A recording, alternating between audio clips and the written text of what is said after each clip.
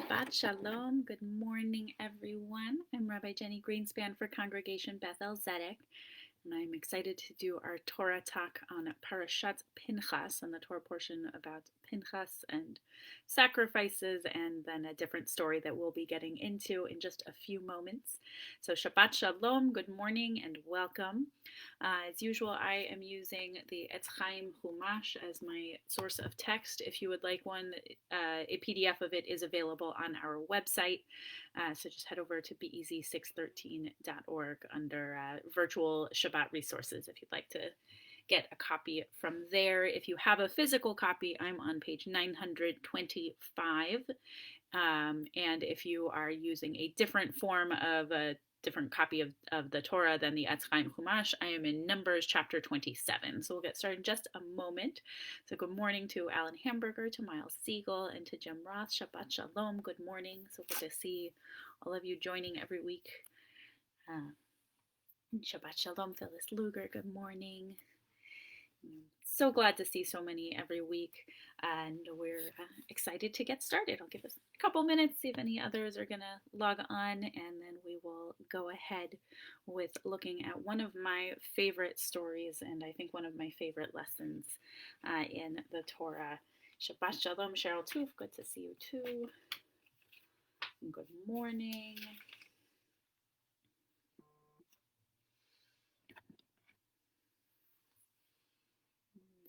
When we're at about the 2-minute mark, I'll go ahead and start.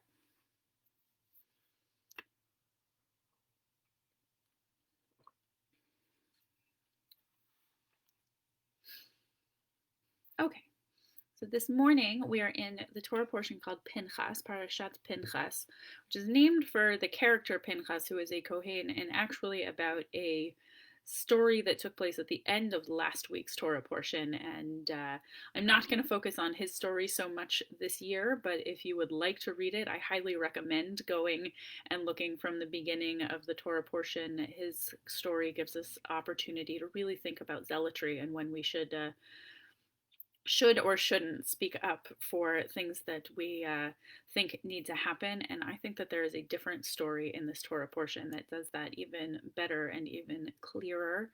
And so I would like us to focus on that one. And so today we're going to talk about the daughters of Zelophehad.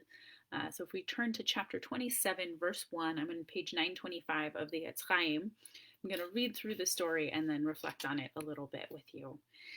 ותקרבנה בנות צלופחד בן חפר, בן גלעד, בן מכיר, בן מנשה, למשפחות מנשה, בן יוסף, ואלה שמות בנותיו, מחלה, נועה, וחולגה, ומילכה, ותרצה. The daughters of Zelophehad, the Massite family, son of Chefer, son of Gilad, son of Machir, son of Menashe, son of Joseph, came forward. The names of these daughters were Machla, Noah, Holga, Milka, and Tirza. They stood before Moses, Eleazar the priest, the chieftains, and the whole assembly at the entrance of the tents of meeting, and they said, "Our father died in the wilderness. He was not one of the faction, one of Korach's faction, which banded together against the Lord, but died of his own sin. And he left no sons. Let not our father's name be lost to his clan just because he had no son. Give us a holding among our father's kinsmen." Moses brought their case before the Lord, and the Lord said to Moses, "The plea of Zelophehad's daughters is just, is correct if we look at the Hebrew.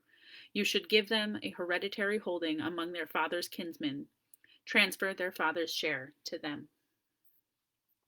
So we see in this story what's really happening is we see 5 daughters who have no brothers, so 5 sisters who have no brothers, say, wait, the hereditary law as we have so far received it from God through Moses does not include us and does not include the case where we're working in a world where inheritance is directly from father to son, from male to male.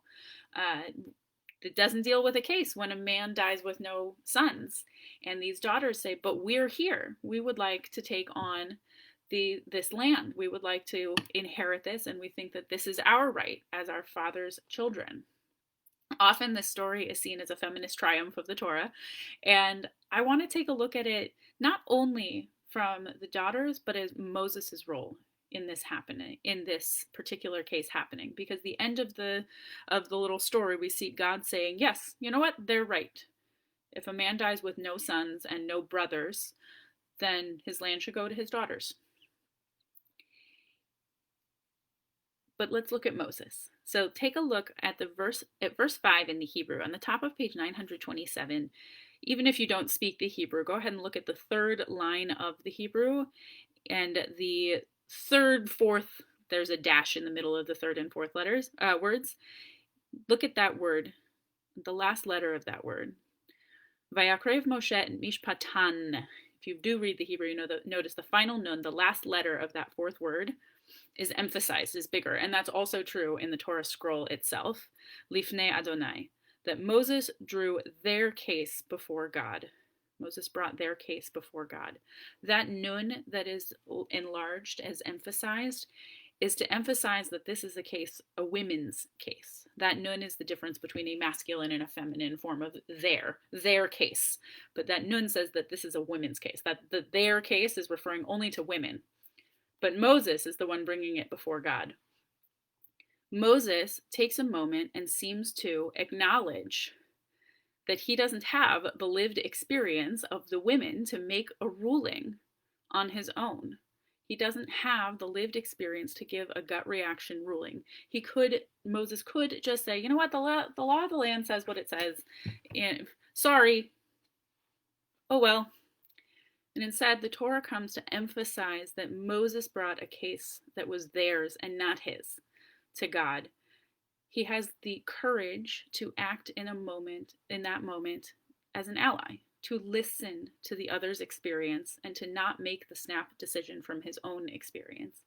I think that that's something we can all learn today, that for many of us, all of us have only our own experiences, and we all have overlapping identities, some of which give us experiences similar to others and some of which don't. For myself, while I'm a Jewish woman and I have experiences similar to other Jewish women, I'm also a white person in the United States and don't have the same experiences as Jews of color as a Jewish woman. I am a cisgender woman, so I don't have the same experience as someone who is not. We all have our own contexts and our own experiences. And we here see Moses recognizing that he doesn't have the same experience as the women who are asking for this. And so he takes a moment to actually push the question up further, rather than making the snap decision from his own experience without listening. And this is not easy, which I think is hinted at in the verb that's used here. It's not Vehalach Moshe. It's not Moses went. It's not he turned. It's Vayakrev. He drew close. He brought close. It's also the word, you might notice it similar to korban. It's the same root as we use for sacrifice. There's a recognition that there's a certain amount of sacrifice, a certain amount of needing to build up courage to go forward with this. And it's actually the same verb, if you go back a page to the first word of our story, vatikravna. The women also use this same verb, karov. It's in the middle of that word, kuf, resh, vet. Vatikravna. Rashi said that the tikravna, the women getting close, was really they got close to one another to organize how they were going to say it.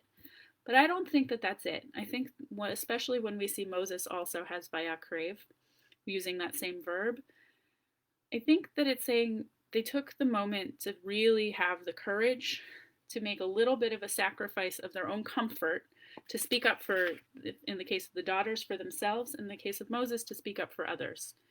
Because in any time that we see progress in the world, progress doesn't happen without us speaking up for ourselves, and it doesn't happen without allies recognizing that and listening, and it doesn't happen without allies also giving a little bit of their energy and time and courage. These daughters could not have affected the change that they did without Moses helping. And so I think we learn from Moses and from the daughters in this story that any time we see injustice or we see a system that just isn't working, we have to be willing to make a little bit of the sacrifice and find the courage to be willing to share our experience and speak up for ourselves, to be willing to listen to others who are doing the same, and have the courage to partner with one another to keep going, and be willing to hear one another and speak up for one another, even if it means taking it all the way up to God, if that is what's necessary, which is what Moses does. And so I think this particular little story teaches us a lot about how to affect change and how to ally and be strong with one another.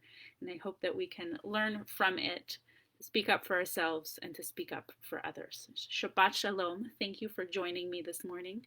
And Shabbat Shalom to others who've joined me, both Margot Fox and Margot May, to Marty Lip, and to Carol Stanfield.